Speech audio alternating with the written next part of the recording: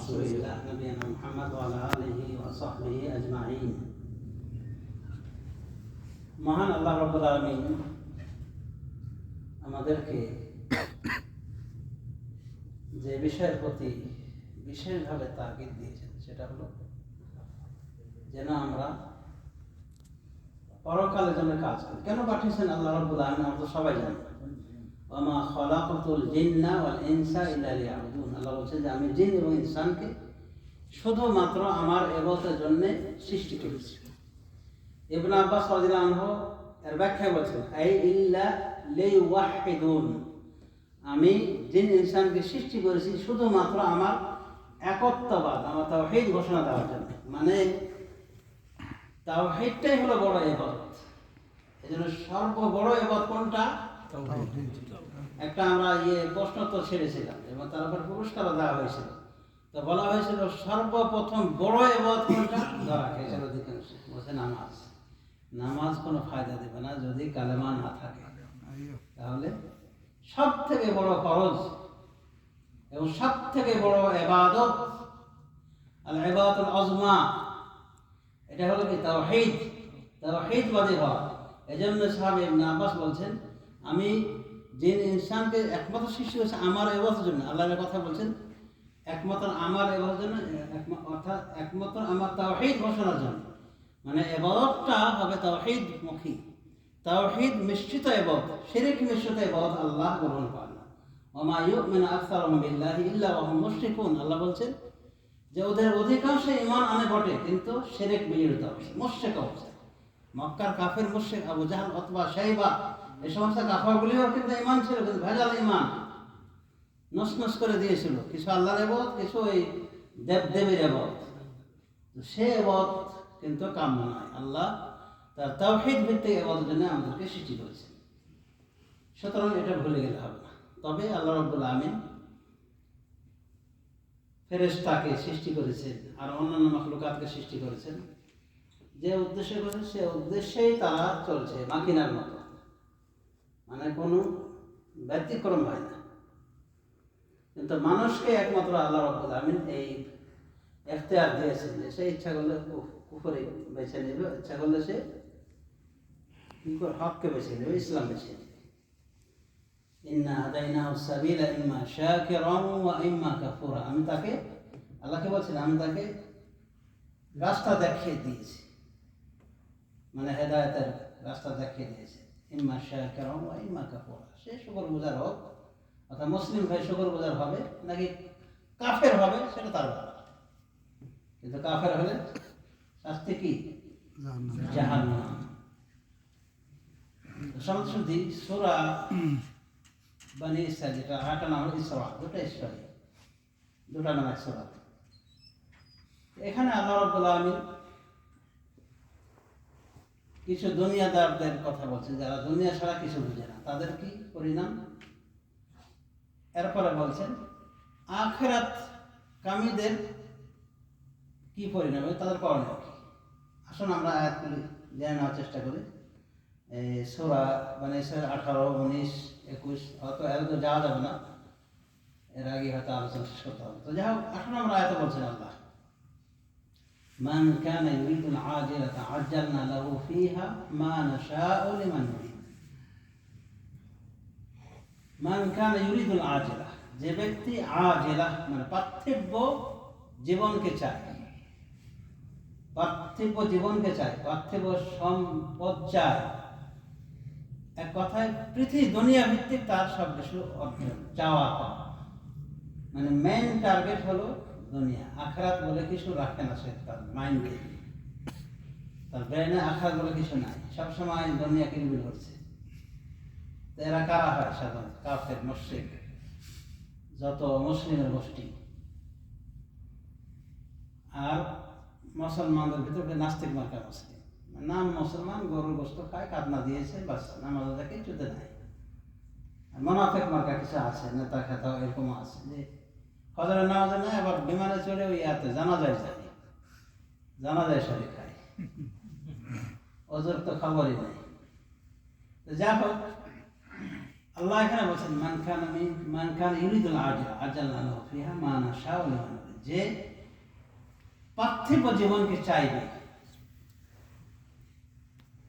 তার জন্য এই পার্থিব জীবনকে আমি ত্বরান্বিত করে দেব, পৃথিবীর তার সহায় সম্পদকে আমি ত্বরান্বিত করে দেব।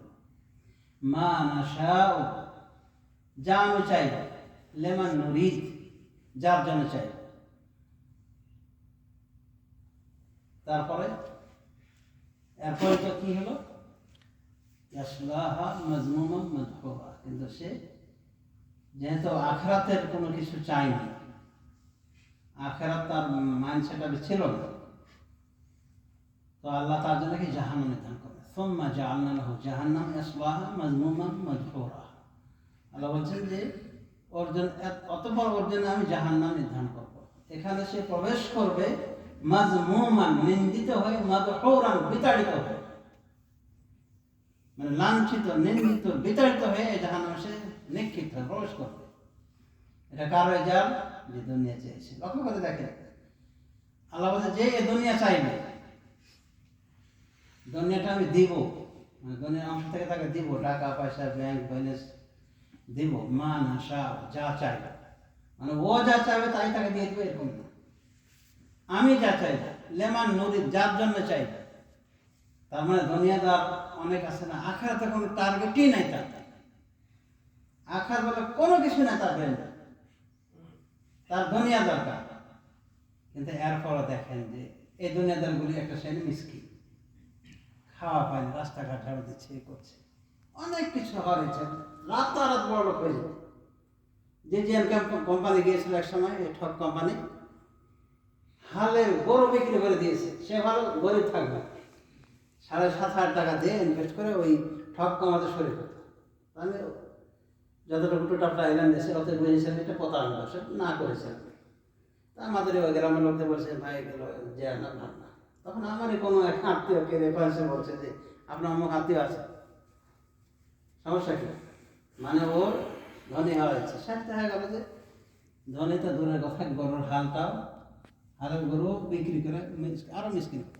তাহলে কপালে থাকলে না হবে, ধনী গরিবটা কপালে লিখন। আবার আল্লাহ রাব্বুল আলামিন কাউকে দিয়েও দিয়েছেন, যা আছে তাই দিয়েছে। এরকম বড় বড় কাফের আছে না, ওর বাড়িতে ওই বিয়ে আছে, হেলিকপ্টার করছে, বিমানকে তার মনের মতো করে সাজিয়েছে, ওটা নিয়ে ঘোরাঘুরি করছে, এবং যা চাইছে তাই পেয়ে যাচ্ছে, আল্লাহ তাকে দিয়েছে। তবে এটা তার জন্য বড় পরীক্ষা।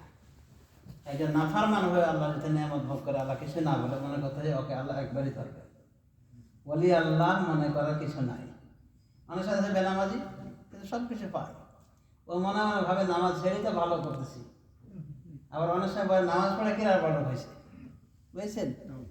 তো মনে করা ওলি আল্লাহ হয়েছে না, ওলি আল্লাহ হয়নি। কাফের মুশরিকদেরকে যেভাবে আল্লাহ একবারে ধরে ফেলে, পাকড়াও করে, ওইভাবে ধরে। দেখলে ভালো আলামত না, মন্দ হয়ে, জঘন্য হয়ে আল্লাহর নিয়ামত ভোগ করলে মনে করতে হবে ওই সময় যে আমি বড় বিপদে পড়ি, পরীক্ষায় পড়ে আছি, একবারে ধরবে, সুতরাং তওবা করা উচিত। তাহলে দুনিয়াদার মানুষদের ভিতরে কিছু আছে, দুনিয়া চায়, কিন্তু আল্লাহ বলেছে যে আমি যা চাই, যতটুকু চাই ততটুকু পাবে, যার জন্য চাই সেই পাবে। এর অনেক দুনিয়াদার কিন্তু মিসকিন, না রোজা রাখে না, কিন্তু দুনিয়া খাওয়ানোর বিষয় একেবারে সরছে রকেট গতিতে, তারপরও কিছু নেই, ওর থেকে একটা হুজুরই ভালো খাওয়া দাওয়া করছে, আর ইনকাম ভালো আছে না? তো দুনিয়াদার যে ব্যক্তি হবে, শুধু দুনিয়া, আখিরাতে কোনো চিন্তা ফিকির নাই, একবারে ডিলিট করেছে মস্তিষ্ক থেকে। এর লাভ কি? আল্লাহ যাকে ইচ্ছা এই দুনিয়া থেকে দিবেন, যাকে ইচ্ছা দেবেন, আর যতটুকু ইচ্ছা ততটুকু দেবেন। কিন্তু সে যে আখিরাতে কোনো চিন্তা ভাবনা করেনি, আখিরাত তার মাইন্ডসেট নাই, এই জন্য আল্লাহ তাকে জাহান্নামে নিক্ষেপ করবেন। সুম্মা জাআলনা লাহু জাহান্নাম, অথবা তার জন্য আমি জাহান্নামকে নির্ধারণ করে দেবো, ইয়াসলাহা মাজমুমা মাদহুরা, সে সেখানে প্রবেশ করবে নিন্দিত হয়ে, বিতাড়িত হয়ে। তাহলে দুনিয়াদার, চরম দুনিয়াদার হওয়া, আখেরাতকে ভুলে গিয়ে, বা আখেরাতের চেয়ে দুনিয়াকে বেশি প্রাধান্য, এটা জাহান্নামে হওয়া লক্ষণ। এবার আল্লাহ বলছেন, ওয়ামান আরাদাল আখিরাতা ওয়া সাআ লাহা সা'য়াহা ওয়া হুয়া মুমিন, আর যে আখিরাতকে চাইবে, ওয়াসাআলাহা সাইয়া, এবং তার জন্য প্রচেষ্টা করবে, সাধ্য সাধনা করবে, ওয়া হুয়া মুমিন, ঈমানদার অবস্থায়। আর যারা আখিরাত চাইবে এবং আখিরাতের জন্য চেষ্টা করবে ঈমানদার অবস্থায়। কয়টা কথা বলছে লক্ষ্য করে দেখেন। আখিরাত চাইলেই শুধু না, জান্নাত মানে বড় বড় সবার আশা জান্নাতে থাকা, একটা ন্যাংটা পেটটাও জান্নাত চায়, যেভাবে খোলামেলা কি জন্য বলছে আল্লাহকে পাওয়ার জন্য। নাউযুবিল্লাহি মিন যালিক। আছে না কত ভণ্ড পীর বলছে যে নামাজটা লাগে না ওর দরবারে গেলে। বাইশ ভান্ডারের পীরই যদি এরকম হয়, এরকম শয়তান হয়, তাহলে ওর মরিদগুলো কোন পথে যাবে? একবারে সোজা জাহান্নামের রাস্তা পরিষ্কার করে চলছে। তারপরও মনে করে অসংখ্য মূর্খ পাবলিক যে এগুলো হলে জান্নাত যাওয়ার রাস্তা। নাউযুবিল্লাহি মিন যালিক। তো এমনি বসে থাকলে হবে না, চেষ্টা করতে হবে। আবার ঈমানদার অবস্থা মানে বেঈমান হয়ে জান্নাতের চেষ্টা করে, সেটা কোনো লাভ নাই। বেঈমানের চেষ্টা করে না, কাফের মুশরিকরা কিছু ভালো আমল করে না। আর ইহুদ খ্রিস্টান তাদের তো আখিরাতে বিশ্বাস আছে, আখিরাত বলে একটা জিনিস আছে বলে তারা মানে, কিন্তু কর্মগুলো যে করে তাদেরকে এই ঈমান সঠিক, তারা বিশ্বাস করে। ইহুদি সম্পর্কে আল্লাহ বলছেন ওয়াকালাতুল ইয়াহুদু উযাইর ইবনুল্লাহ, ইহুদরা বলে উযাইর আল্লাহর বেটা। আচ্ছা, আল্লাহর বেটা যারা মানে ওরা মুসলমান হতে পারবে? ওরা মুশরিক। ইহুদরা হলো দ্বিত্ববাদী, তৃতীয়বাদী হলো খ্রিস্টানরা। খ্রিস্টানরা তৃতীয়বাদী, ওরা আল্লাহকে পরিবার ধার্য করেছে, আল্লাহ, ঈসা, ঈসার মা। ওদের গির্জাতে দেখবেন আল্লাহর জন্য সেখানে ডাকা হয়, আবার ঈসা আলাইহিস সালামের ফটো আছে, ঈসার মার ফটো আছে। কেউ ঈসার কাছে গিয়ে কান্নাকাটা করে, কেউ ঈসার মার কাছে ফটোর সামনে চোখের পানি ফেলে একেবারে কঠিন পরিস্থিতি। আল্লাহ তাদের কথা যে একের ভিতরে তিন, তিনের ভিতরে এক, যাকে ডাকো সব একই, কোম্পানি এক। নাউযুবিল্লাহি মিন যালিক। তো এবার বেঈমান, লাকাদ কাফারাল্লাযিনা ক্বালু ইন্নাল্লাহা সালিসু সালাসা, ওরা কাফের যারা বলেছে যে আল্লাহ তিনজনের তৃতীয় জন, মানে ঈসা, ঈসার মা, এরা হলো এলাহ, আর আল্লাহ হলেন কি তৃতীয়। আল্লাহর সাথে নির্ধারণ করে নিয়েছে, আল্লাহকে তিনজনের তৃতীয় মনে করেছে, কারণ তিন আল্লাহ বিশ্বাস। নাউযুবিল্লাহি মিন যালিক, কাফের। তাহলে জান্নাতের জন্য জান্নাত চাওয়ার আশা থাকতে হবে, এরাদা থাকতে হবে, নিয়ত থাকতে হবে। নিয়ত থাকবে যথেষ্ট না, চেষ্টা করতে হবে। নিয়ত আছে জান্নাতুল ফেরদাউস যাওয়া, বড় বড় আশা, আল্লাহ আমাকে জান্নাত দিয়েছে, জান্নাতুল ফেরদাউস দিয়েছে। আবার একটা দোয়া ভাইরাল করা হয় মাঝে মাঝে, বিনা হিসেবে জান্নাতে যাওয়ার দোয়া। আমি করেছি মামুর বাড়ির আবদার, ওটা বিনা হিসেবে জান্নাতে যাওয়ার দোয়া, মানে কাজ কাম কিছু একটা দোয়া শিখে নিলে খালাস, খট্টা বেনামাজি চলে যাবে, একেবারে নেই মসলে ভোটটা চল। মানে কোথায় পেয়েছে দোয়া? এই জন্য একটা আমার আলোচনা আছে যে এগুলো খাও কথা কথা। আল্লাহ রাসূল নিজেও বলেছে, তিনি নবী রাসূল হওয়ার পরে বলেছেন আল্লাহকে, আল্লাহুম্মা হাসিবনি হিসাবান ইয়াসীরা, আল্লাহ আমার সহজ করে হিসাব নেন। মুসলিম হাদিসে রয়েছে তিনি সালাতের ভিতরে কোন সালাতের ভিতরে এই দোয়াটা করতেন, আল্লাহুম্মা হাসিবনি হিসাবান ইয়াসীরা। আর ও কত বড় মানে পদোন্নতি লাভ করেছে দেখেন, ও একটা দোয়া পেয়ে গেছে যে ওটা বললেই আর হিসাব করবেন না আল্লাহ। তো এই বড় বড় আশা নিয়ে বসে থাকা যাবে না। তাহলে প্রথমত নিয়াত রাখতে হবে, ওই কাফের মুশরিকের মতো নিছক দুনিয়াদার হয়ে গেলে লাভ নেই। আর দুনিয়াদারির প্রতি একেবারে মানে মন ঢেলে দিলে, দুনিয়া পাগলা হয়ে গেলে দুনিয়া সবটুকু পাবে তা না। ইহুদি মুচি, মিশরের একটা ঘটনা, হাফিজ ইবনে হাজারের ঘটনা এসেছে। এক ইহুদি মিশরে উনি বসে আছেন, ওই মুচি জুতা সেলে গেছে। হাফিজ ইবনে হাজার আল্লাহ তাকে যেমন বড় আলেম করেছেন, বড় পদও দিয়েছিলেন। সে সময় মুসলিম রাষ্ট্র ছিল, ইসলামী রাষ্ট্র, সব এক খলিফার আন্ডারে পরিচালিত হতো। তো উনি সুপ্রিম কোর্টের প্রধান বিচারপতি। হাফিজ ইবনে হাজার আছেন, ওনার সাথে সরকারি লোকের বহর, একবারে খুব মানে জাঁকজমকের সাথে যাচ্ছেন। তো মিসকিন ইহুদি ওনার সামনে দাঁড়িয়ে বলছে, আচ্ছা আলেম সাহেব একটা কথা বলেন তো, আপনাদের নবী সাল্লাল্লাহু আলাইহি ওয়াসাল্লাম বলেছেন যে দুনিয়াটা নাকি কাফেরের জন্য জান্নাত, বেহেশত, আর মুমিনের জন্য কারাগার, জেলখানা। বলেন তো আমি মুচিগিরি করে কি জান্নাতে আছি, কি বেহেশতে আছি, আর আপনি এত সুখী হওয়ার পরে কি কারাগারে আছেন? হাফেজ ইবনে হাজার ছিল উনি ছিল উপস্থিত বুদ্ধির অধিকারী, প্রস্তুত কি যেন একটা আর বাংলায় বলে, হ্যাঁ তৎক্ষণাৎ যে বুদ্ধি রাখে জবাব দেওয়া। যাই হোক, উনি বলেন দেখো আমার জন্য পরকালে যা অপেক্ষা করছে, এই যে জান্নাত, সুখের জান্নাত, সেই তুলনায় আমি কারাগারেই আছি। দেখেন জান্নাতের নিয়ামতগুলো করে দেখেন। আল্লাহ বলছেন ফিহা মা তাশতাহিহিল আনফুস ওয়া তালাজ্জুল আয়ুন ওয়া আনতুম ফিহা খালিদুন। জান্নাতে উঠে গেছে যা মন চায়, তালাজ্জুল আয়ুন, চক্ষু যেটাকে সুস্বাদু মনে করে, ওয়া আনতুম ফিহা খালিদুন, সেখানে তোমার চিরস্থায়ী থাকবে। আমাদের বা যারা বুড়া হয়ে গেছি, বয়স হয়েছে ভালো, মনটাই চাই যে আগের মতো যদি যৌবন যেতাম, আমাদের বউগুলি যৌবনে থাকতো, একটা আশা থাকে না, সে আশা পূর্ণ হবে জীবনে। হ্যাঁ, আমার মা একটা কথা বলতো রাহেমাহুল্লাহ, যে খেজাবেতে হয় বটে কালা কেশ, কিন্তু যাতে নাই থাকে যৌবনের লেশ। এই কালো মালো করে একেবারে কালোটা হারাম, ঠিক আছে? আপনি কালো যদি কিছু মিশ্রণ করেন ভেজাতে, তাহলে অবশ্যই। মক্কা সাহেবের ইমামও 65-70 বছর বয়স, কিন্তু সাদা দাড়ি দেখবেন না তার, যেটা যায় সেটা কথা বলে, তো কালোটা নিষিদ্ধ। তো এখন যে কথা হলো যে এই দুনিয়া থাকতে আমাদের অনেক স্বাদ, যে যদি যৌবনে যেতে পারতাম, আগের আনন্দ উল্লাসটা ফিরে পেতাম, আর এ ডায়াবেটিস হাবি এই রোগগুলো যদি না থাকতো। তো এগুলো এই দুনিয়ার আশা, অনেক সময় এগুলো পূর্ণ হবে না। আর বুড়া মানুষের যৌবনে আশা কি হয়? জীবনও হবে না। জান্নাতে সেটা হবে। জান্নাতে প্রবেশই করবে সবাই 30 বা 33 বছরের যুবক যুবতী। সুবহানাল্লাহ ওয়া সুবহানাল আযীম। আল্লাহ জান্নাতে প্রবেশের সাথে সাথে বলবে, হে জান্নাতীরা, তোমাদের জন্য শুভ সংবাদ, তোমার নিয়ামতেই থাকবে, কখনো তোমার মিসকিন হবে না। ওয়া আনতা সিহহু ওয়া লা তামরাদু, আর তোমরা সুস্থ হয়ে থাকবে, জীবনে তোমরা বার্ধক্যে পৌঁছবে না, কোনোদিন বার্ধক্য হবে না। তো আল্লাহ রাব্বুল এইভাবে তাদেরকে যৌবন প্রাপ্তি হলো, একবারে ভরা যৌবনে সবাই আসলো। এবং বলা হয়েছে প্রথম চোটে যে দলটি জানা যাবে, আল্লাহ সূরাতুল কামারে লাইলাতুল বদর, পূর্ণিমার চাঁদের মতো হয়ে যাবে।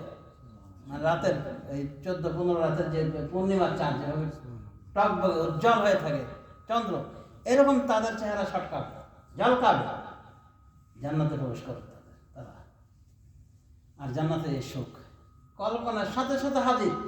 কুতুফুহা দানিয়া ফি জান্নাতিন আলিয়া, তারা সুউচ্চ জান্নাত থাকবে। এরা হচ্ছে কুতুফুহা দানিয়া, ফল ফ্রুটগুলো সব নিকটে করা থাকবে। আপনার ফল খাওয়ার ইচ্ছা হয়েছে, আঙ্গুর এসে হাজির, আঙ্গুরের থোকা এসে হাজির, আপেল খাবেন এসে হাজির।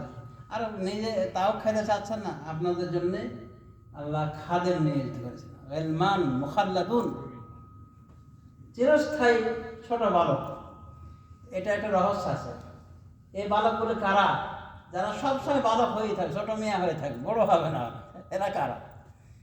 এখন আমাকে একটা ছেলে বলছে যে এরা দুনিয়া যারা বাচ্চা গিয়েছে, কেন অন্যান্য ওলামা কেন না, অন্যান্য ওলামা কেন বলছে না না, দুনিয়ার বাচ্চা আর বাচ্চা থাকে না, ওদেরকে আল্লাহ যৌবনে পরিণত করে ওদেরকে জান্নাতের সুখ পরিপূর্ণভাবে উপভোগ করার সুযোগ দেবে।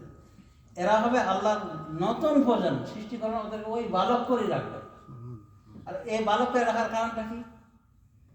অনেক সময় স্বামী স্ত্রী আনন্দ ফুর্তি করলে সেখানে যে একটা বড় পুরুষ যায় আপনাকে দিয়ে চাটা কফি দিতে যায়, তাই এটা পর্দার ব্যাপার হলো না? বাচ্চা আনন্দ ফুর্তি করছে, এর ভিতরে বাচ্চা চলে গেছে, ওই আপনাকে আপনার ঠান্ডা মান্ডা যা লাগে দিতে চলে গেছে, একটু সমস্যা আছে, বোঝে না, মুখ মাপি, ওকে বোঝার আল্লাহ এই দেয়নি। এটা হলো সেই রহস্য। আল্লাহ নতুন করে ওদেরকে সৃষ্টি করবেন, হরে আইনদেরকে যেমন সৃষ্টি করেন নতুন একটা প্রজন্ম জান্নাতবাসীদের জন্যে, এই বাচ্চাদেরকে এই সার্ভিসিং কাজের জন্য ওদের করা হয়। তো কত আনন্দ, কল্পনা করা যায় না। এই হলো জান্নাত। এই জান্নাতের সুখ এটা পেতে হলে অবশ্যই ইচ্ছা থাকতে হবে জান্নাত পাওয়ার। আর শুধু চাইলেই মনে থেকে মানে ইচ্ছা থাকলেই হয়ে যাবে তা না, বরং চেষ্টা করতে, অলস বসে থাকলে হবে না। নামাজ রোজা, হজ, যাকাত, জিকির, আজকার, দান, সাদাকাত, শরীয়তের পাবন্দি, শরীয়তকে মানে একনিষ্ঠভাবে গ্রহণ করে না, মনে প্রাণে গ্রহণ করে না, কোনো প্রকার সন্দেহ পোষণ না করে, সবগুলি মেনে নেবেন আমান্না ওয়াসাল্লাম। কোনো একটা জিনিসে সন্দেহ করছেন, মরেছেন। এখানে দেখেন জেনারেল শিক্ষিত অনেক ধোকা খেয়ে, মানে ধরা খেয়ে যায়। ও লেখাপড়া করেছে বাংলা লাইনে, আরবি লাইনে কতটুকু বোঝে, পণ্ডিতি করে বলে যে এই কুয়েতে এক ডাক্তারের সাথে দেখা হলো, ডাক্তার সাহেব বলছে আচ্ছা সেক্সের কথা যে আল্লাহ কোরআনে বলছে, এটা না বললেই তো ভালো ছিল।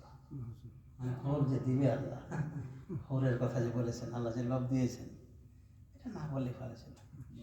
তাই বললেন ডাক্তার সাহেব, আপনি এই যে একটা কথা বলছেন, এটা যতদিন আপনি লালন করে মুসলিম হয়ে থাকবেন না, আপনি অনমুসলিমে মারা যাবেন। এটা তওবা করা দরকার। আপনি আল্লাহর বলতেছে, তাই না? আর এই যে জান্নাতে যে স্ত্রী দিবে, এটা কার চাহিদার বাইরে? সমস্ত পুরুষ হিসেবে একটা বলদ মার্কা কিছু লক্ষ টাকা বাদ দেন, বলদ মার্কা এবং ওই পশ্চাৎ সভ্যতার অসভ্য কিছু ব্যক্তি মনে করে আমার যেটা মাল আছে ওটাই থাক, স্ত্রী, হ্যাঁ বয়ফ্রেন্ড গার্লফ্রেন্ড এগুলোর আবার কোনো সমস্যা নেই। তো বিকৃত রয়েছে কিছু লোক। আর মানুষের পুরুষের স্বভাবেই যে আল্লাহ রেখেছেন একাধিক নারী ভোগ করা, সেটা বাস্তবতা। আর এই দ্বিতীয় তৃতীয় চতুর্থ বিয়ে পর্যন্ত বৈধ রয়েছে ইসলামী শরীর। ইসলামী শরীয়তে সারে যিনি সংবিধান মহাজ্ঞানী প্রজ্ঞানী মহাজ্ঞানী, তিনি জানেন চাহিদা কোথায় কার। হ্যাঁ, দ্বিতীয় স্ত্রীর বিরুদ্ধে কথা বলে ঠিকই, কিন্তু ফেসবুকে ঠিকই দেখে, নর্তকীদের দিকে তাকায়, বুঝেছেন? তো যা হোক, আল্লাহ রাব্বুল আমিন এই যে হৌরে ইনদের ব্যবস্থা রেখেছেন, সেটা ভিন্ন প্রজন্ম থেকে সৃষ্টি করবে। এই যে কত সুখ মিলে জান্নাত, আপনার কোনো আশাই বাকি থাকবে। উমর রাদিয়াল্লাহু আনহু বাড়ির রাসূল দেখেন সাতনিক মেরাজে সামনে, পুরোটা সামনে একটা বড় বিল্ডিং, প্রাসাদ। তো নবী সাল্লাল্লাহু বললেন যে ওখানে এক মেয়ে ওযু করছে। তো তাকে বলা হলো যে এই বিল্ডিংটা কার? বলছে এটা কুরাইশদের এক ব্যক্তির জন্য। বলছে আমি তো কুরাইশের লোক। বলছে না, ওমর বিন খাত্তাবের জন্য। ওমর বিন খাত্তাবের বিল্ডিং যখন শুনলেন যে পুরোটা সামনে, তখন উনি একটু প্রবেশ করতে চান, আরাম করেন, উনি প্রবেশ করতে চাইলেন, তাকে বলা হলো অনেক ভাই আগের তুলনায় কম দেখি যে আমরা একটু মনে করি যে আল্লাহর যে হাত আছে, চেহারার কথা কোরআনে কারিমে বলেছেন, এগুলি জানার চেষ্টা করো বা